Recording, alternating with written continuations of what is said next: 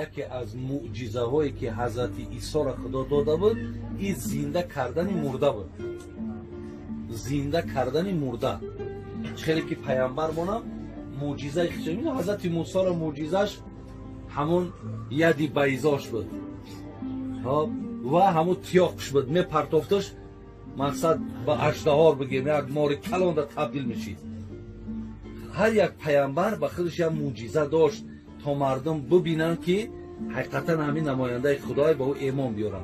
پیامبر خود مونم معجزه‌های بسیار داشت. حتی کودکی را آوردن که سین سالش 10 ساله یگان بار حرف زگی نبود. گفتن حضرت همین آدم بیماره این بچه که ما 10 ساله شده گپ نمیزنن.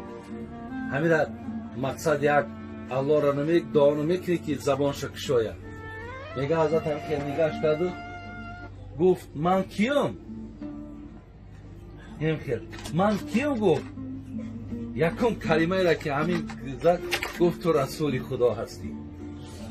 ببینید تا همون گرده ها دانن که حضرت برای چی گفت تا که اونجا در مردم باور نمیکرد. مردم را همچون جادوگر همچون شاعر گفت که انا بچه هم گفت من کیم؟ گفت تو رسول خدا هستی. یکم حرفی که از زبان برآمد همین بود برادر عزیز. برای پیامبر هم صاحب معجزه بودن.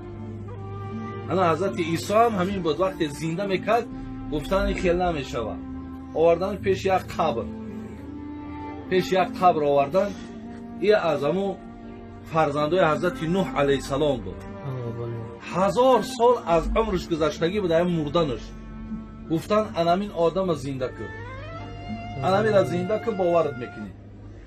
میگه الله مهربان گفت خدایا گفت خیلی خودت دانایی همه بندگانی تای طلب اینا همی ای خدایا اگر در همین ارادت رفته باشه و همین اگر زنده کردنی باشی زندهش که تا همین مردم همین را طلب دارن.